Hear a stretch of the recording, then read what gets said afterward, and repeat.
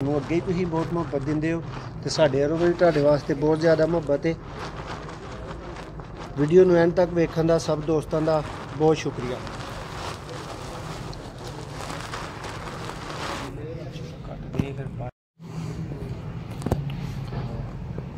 जी बिस्मिल्लाहिर्रहमानिर्रहीम। दोस्तों मैं तुहाडा मेज़बान मोहसिन रहमान और मेरे नाल मौजूद ने नादर भाई। इस टाइम ज़रा कैमरामैन दे फ़राइज़ सर अंजाम दे रहे हैं। दोस्तों अज का टॉपिक बहुत अहम है और बहुत अहम वीडियो है। वीडियो नूं ज़रूर मेरे भरा जी ने शुरू किया वो एंड तक वेखण। दोस्तों ये असीं दसना तुहानूं ये चाह रहे हैं कि अक्सर सवाल साडे कोलों साडे वीर कर रहे हैं जिहड़े साडे चाहण वाले भरा साडे नाल अटैच ने कि सर्दियों का मौसम आ रहा है तो कबूतरां नूं की दाना खवाना चाहिए जिहदे नाल परवरिश भी उन्हां दी ठीक ठाक बच्चों की भी होंदी रहे और कबूतर सेहतमंद भी रहन।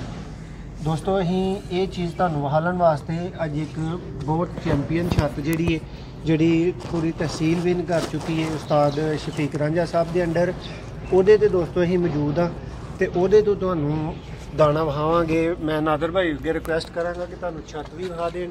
इत्थे एक ठीक ठाक दोस्तों कट्ठ मौजूद है। अज तकसीमे इनामात के सिलसिले में बहुत ज़्यादा दोस्त इत्थे मौजूद ने।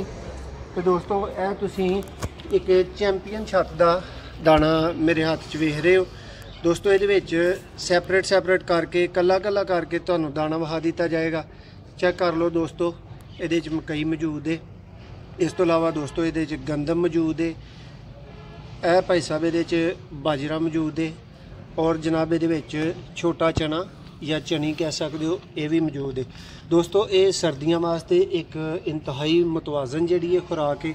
ये तारा मीरा तुसी ऐड कर सकते हो।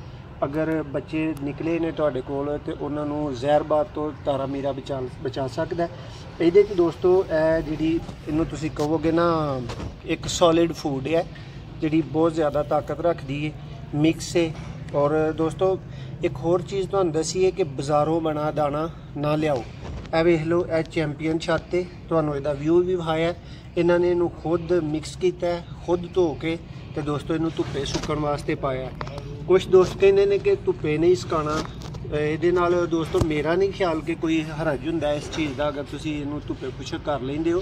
धुप्पे खुशक करन दे नाल इनू उल्ली या फंगस लगन दे दोस्तों चांसेस घट जाते हैं। अगर साइज खुशक करोगे तो यह जोड़ा चना है ना ये मेरी अजमाई चीज़ है कि दोस्तों ये बहुत जल्दी उल्ली फड़ जाता है। उम्मीद है कि मैं तुहानूं इत्थों कोई चने का दाना ऐसा वहा भी देवांगा जिहदे ते उल्ली शुरू हो चुकी होएगी। यह चेक कर सकते हो दोस्तों यही चीज़ फंगस बनाती है इनू ही फंगस कहा जाएगा। यह जी नमी दोस्तों थोड़ी देर भी चने ते बरकरार रहिंदी है ना ये चना उल्ली ज़्यादा हो सकता है और फिर जानवरों को बाद में पोट की इन्फेक्शन हो सकती है। इसलिए जिन्ने भी वीर मेरे को नादर भाई को पूछना चाह रहे सन दाने ने मतलब उन्होंने सब नूं कट्ठे इहो ही जवाब है कि दोस्तों यह दाना अपने हत्थां नाल लियाओ अपने हत्थां नाल मिक्स करके तो फिर अपने परिंदिਆਂ ਨੂੰ दो तो अपने कीमती परिंदिਆਂ ਨੂੰ ज़ाया होने तो बचाओ। दोस्तों गल्लां चंगियां लगन तो कमेंट्स अपनी राय का इजहार करो। सानू अगे ही तुसीं बहुत मुहब्बत दिंदे हो तो साडे वल्लों भी तुहाडे वास्ते बहुत ज़्यादा मुहब्बत है। वीडियो नूं एंड तक वेखण दा सब दोस्तां दा बहुत शुक्रिया।